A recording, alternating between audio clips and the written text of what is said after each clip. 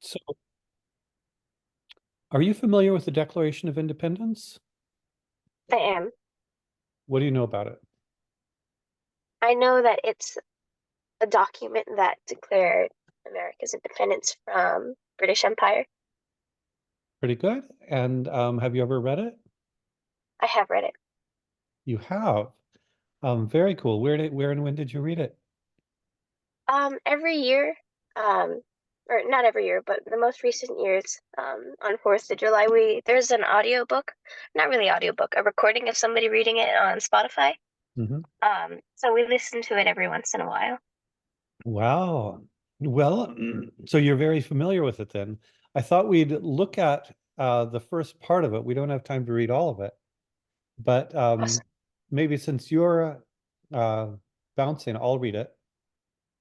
When in the course of human events it becomes necessary for one people to dissolve the political bands which have connected them with another, and to assume among the powers of the earth the separate and equal station to which the laws of nature and of nature's God entitle them, a decent respect to the opinions of mankind requires that they should declare the causes which impel them to the separation.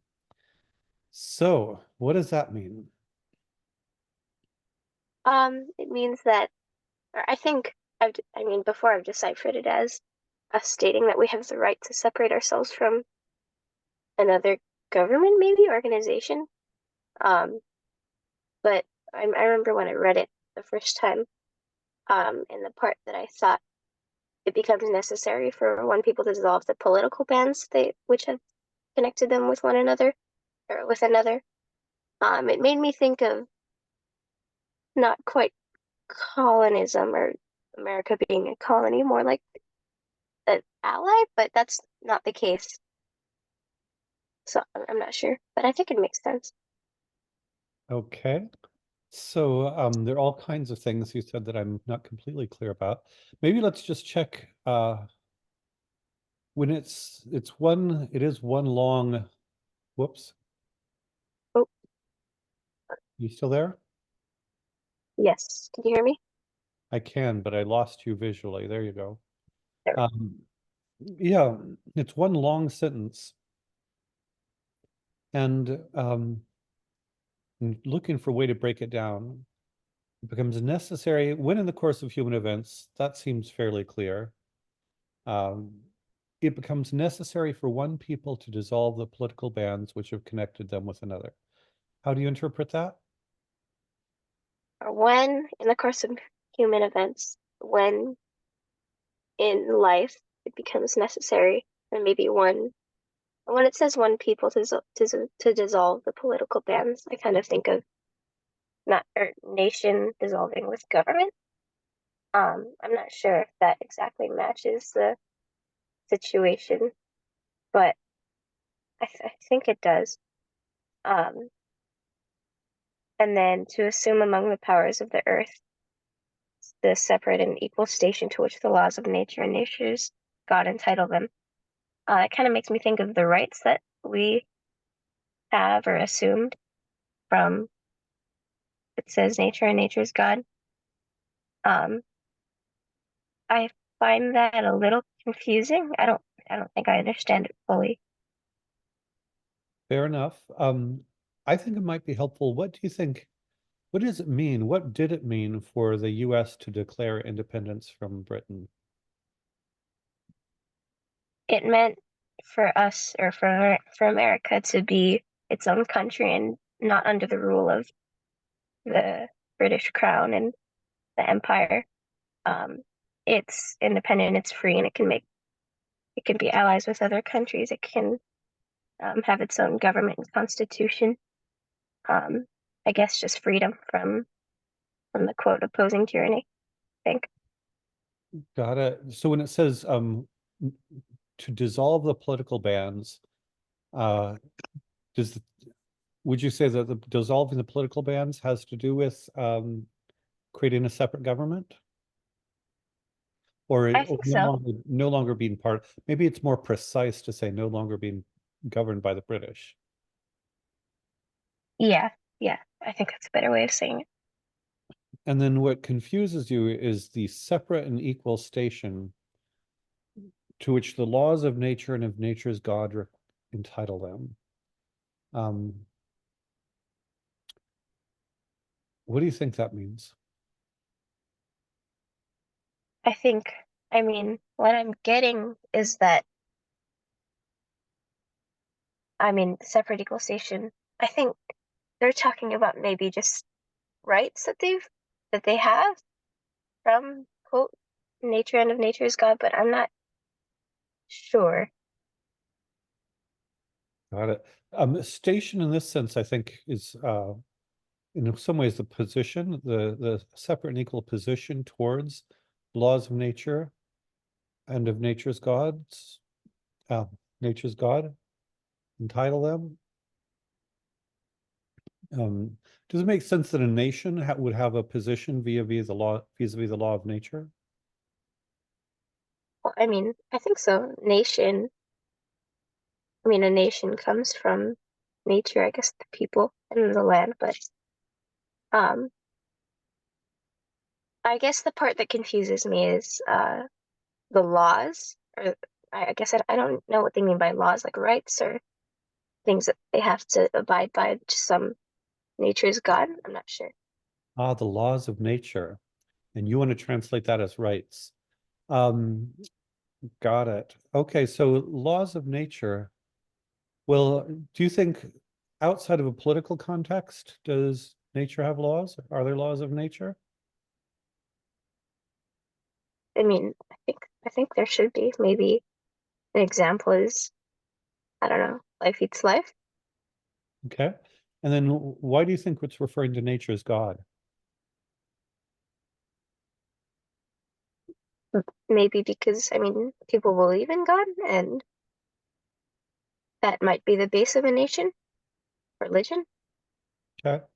The separate and equal station, by station, I'm translating that as position, to which the laws of, I guess the question is, why would the laws of nature and nature's God entitle them to a separate and equal position? Does that make any sense? I think so. I think entitle them, like entitled laws or rights. I think that's kind of what made me think of rights, but I don't know if that fits the situation. Um, to which the laws of nature and nature's God entitle them, entitling them the God or laws. It sounds like the laws of nature and nature's God entitle them to be separate and equal. And I guess I'm wondering, so you keep wanting to put rights in there, and I guess I'm not quite seeing rights in there. Do you see rights somewhere, or do you think you're inferring that because you know somehow it's about rights? I suppose I am inferring that. Okay. Well, just because the next part is exciting and we don't have a lot of time, even though we haven't gotten perfect clarity on that first paragraph, I want to jump into the next one because this is very famous. We hold these truths to be self-evident that all men are created equal, that they are endowed by their creator with certain unalienable rights. There are your rights. That among these are life, liberty, and the pursuit of happiness. That to secure these rights, there are your rights again, governments are instituted among men, deriving their just powers from the consent of the governed, but whenever any form of government becomes destructive of these ends, it is the right of the people to alter or abolish it, and institute new government, laying its foundation on such principles and organizing its powers in such form as to them shall seem most likely to affect their safety and happiness. It's a long sentence, but what do you get out of that one? Well, I maybe I wasn't totally inferring rights there. The word rights does pop up, but that's not the whole point. Um, Something that comes to mind is, or obviously all men are created equal. Um, blah blah blah. They are endowed by their creator with certain unalienable rights. By creator, do they mean like a god or a religion or the government, maybe? I would say God. They're very much, um, they were, yeah, they were mostly all believers in God. Got it. And then that to secure these rights, governments are instituted among men.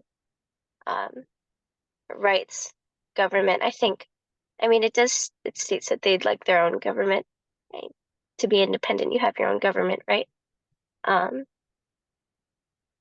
so I think this paragraph is saying, um, or first of all, that all men are created equal. All men should have their own rights. Um, and then down a little down, that whenever any form of government becomes destructive of these ends, I think that's kind of meaning that the government is uh or it's the government's not doing what it's supposed to be doing. The government's not doing what it's there for. So it quote becomes destructive.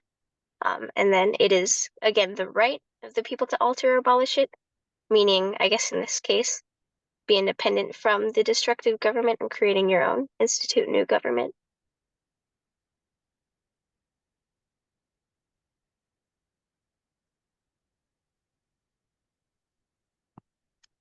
Yeah. It's a little, I think it's, to me, it's a little confusing, but I think that's what I'm getting from it. Okay. Is it funny that you've listened to this many times, but not yet quite gotten this level of clarity before? We don't listen, or we listen to it, not super often. So it's, the wording and stuff is a little new, but I think I understand, um, the motive of it. Okay. Um, just on the notion that we hold these truths to be self-evident, that all men are created equal. Do you think it is self-evident that all men are created equal, or all humans? Well, especially in the modern age, I think it, I mean, to me, it was, um, I mean, maybe not, I mean, I think obvious is too harsh of a word. Maybe not obvious, but um, all men should be and are created equal. Honestly, just me, I think me growing up in the time that I have, um, it's kind of hard for me to see that people wouldn't see it like that. Um, but I think it is. But you know that in the past people were not believed to be equal. Yes, So this a big deal was made out of this preamble to the Declaration of Independence. Um, and among these rights, so certain unalienable rights are life, liberty, and the pursuit of happiness. Do those seem like pretty important rights? yes, Yeah, kind of I hard. think so. And of course, this was written by Thomas Jefferson. Do you know who Thomas Jefferson was? Yes, And other of the founding fathers had input into it, but he wrote the first draft. And of course, he wants this to be compelling. And so part of making it compelling is uh, who's going to disagree with life, liberty, and the pursuit of happiness. And then it seems like you got these rights, governments are instituted among men. Well, actually, does it make sense that the purpose of government is to secure these rights? I think it makes sense. Of course, it's stating here that the government that they're under, the British Empire, is being destructive, so it's not protecting those rights. And I know that other governments in the past don't uphold those rights as well. So it could be just a view of government.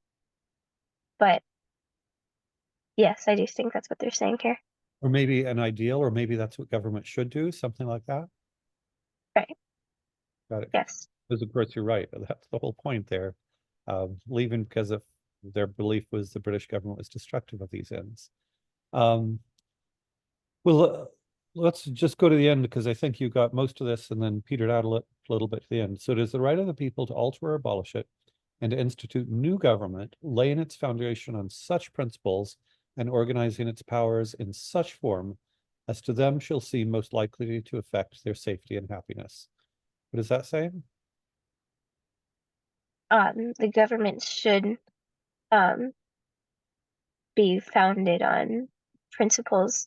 Um, I'm assuming part of those principles are life, liberty, and the pursuit of happiness, which I think is good. Um, and organizing its powers in such form, most likely to affect their safety and happiness. I think basically using the government's power to protect and uphold the rights and the people. Do you have any idea why up in the first part it said life, liberty, and the pursuit of happiness, and down at the end it says safety and happiness?